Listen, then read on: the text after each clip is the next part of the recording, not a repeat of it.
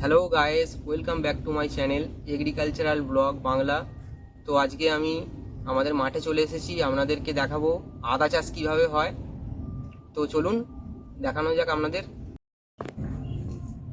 তো আমি এখন চলে এসেছি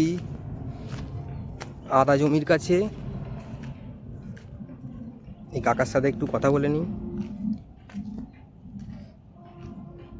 কাকা, কেমন আছো? আমি আবার চলে এসেছি ডিস্টার্ব করতে তোমাকে। আর ডিস্টার্ব করবার কি আছে? আপনারা এসছেন, খুব ভালো হয়েছে। শুনে আনন্দ পাচ্ছি, দেখেও আনন্দ পাচ্ছি। আমার চ্যানেলগুলো সব আপনার সবাই তুমি শুনবে। তুমি আমার চ্যানেল দেখছো? হ্যাঁ, আপনার চ্যানেল তো সব দেখি, ও খুব ভালো লাগে। আচ্ছা, তো কাকা এখন কি কাজ করা হচ্ছে? এই যে এই আদা গাছগুলো গোড়া একটু পরিষ্কার করা হচ্ছে, আচ্ছা মাটি দেওয়া হবে, মাটি দেওয়া হবে। আচ্ছা, তো কাকা আজকে দর্শক বন্ধুদের তুমি একটু বলে দাও যে আদা চাষটা তো যে তুমি করেছো কিভাবে কি করতে হয়, প্রথম থেকে একদম শুরু থেকে স্টার্ট করে একদম ডিটেলসে মানে ভালো করে বুঝিয়ে দাও। বাজার থেকে আদা কিনে নিয়ে আসা হয়, কিনে নিয়ে এসে ওকে চাপা দিয়ে কলা করা হয়। এরকম বড় বড় গাছ গাছ হয়ে যায়।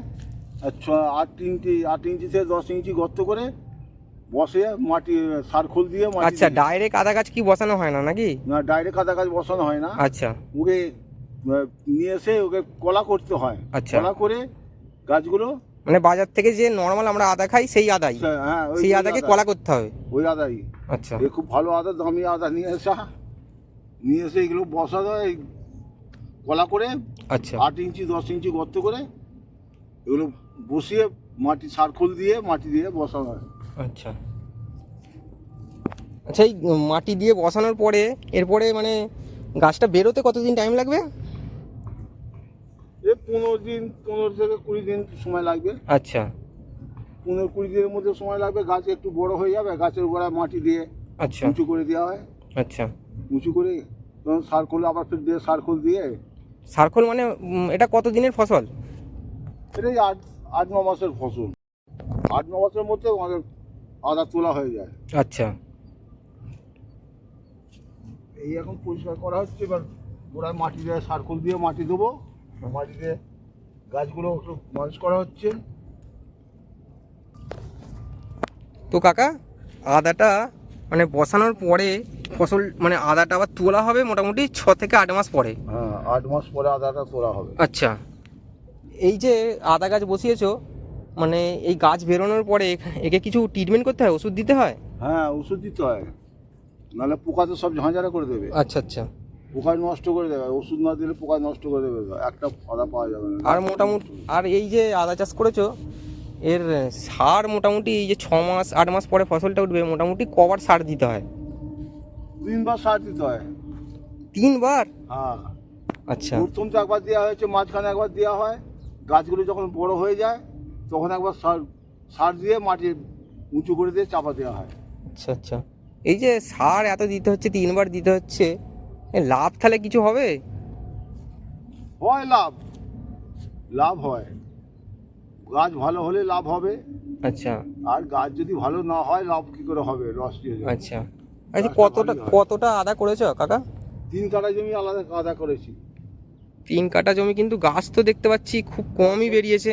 গাছ সব এই জলের জন্য নষ্ট হয়ে গেছে। আচ্ছা দেখা যাক, আগের বছরে আমার উপর বসানো হবে তখন ভালো করে। বলো। 3 কাঠা জমি আদা করা হয়েছিল, এবছরে একটু লস হয়ে গেছে। আর ভালো আদা হলে ভালোই লাভ হতো। এই 6,000 টাকা যে আদা কিনেছিলাম, 18 থেকে 20 হাজার টাকা মতন আদা হতো। এখন বাজারে যা আদার দাম আছে, আচ্ছা, এই গাছ এত বেরোয় নে, এর কারণটা কি? এই জল হয়ে গেল, জল হয়ে জল জল জল জমে গেছিলো। জমে আচ্ছা, গাছ- আদাটা বসানোর পরেই তারপরে জল হয়ে গেছিল? হ্যাঁ, আদা বসানোর পরে জল জমে গেছিলো। জল জমার পরে তো গাছগুলো সব নষ্ট হয়ে গেল। আচ্ছা, এই ফাঁকা ফাঁকা গাছ হয়েছে। যদি এরকম জল না হতো মানে মোটামুটি ভালো আদা হয় হ্যাঁ, নাকি? ভালো আদা হতো। 18 থেকে 20 হাজার টাকা আদা হয়েছে। আচ্ছা 3 কাঠা জমিতে আদা 20 হাজার টাকা মতো আদা হয়ে যেত। আচ্ছা এখন আদার দামটা ভালো আছে, এই সময় তুলতে পারলে, এই সময় আদাটা তুলতে পারলে 20,000 মতো আদা বেরোতো আমার। তো কাকা এখন যে গাছ যে বড় বড় হয়ে গেছে মোটামুটি, এবার তো তোমার তোমার কতদিন হয়েছে গাছটা বসিয়েছ? এই গাছটা বসেছি 3 মাস হয়ে গেছে, 4 মাস হয়ে গেছে। আচ্ছা, এখনো 4 মাস পরে। হ্যাঁ, 4 মাস পরে আচ্ছা গাছ শুকিয়ে যাবে, তখন আদা তোলা হবে। আচ্ছা, গাছ শুকিয়ে গাছ মরে যাবে। হ্যাঁ, গাছ শুকিয়ে গাছ মরে যাবে, তখন আদা তোলা হবে। আচ্ছা, তবে আদাটা ভালো হবে।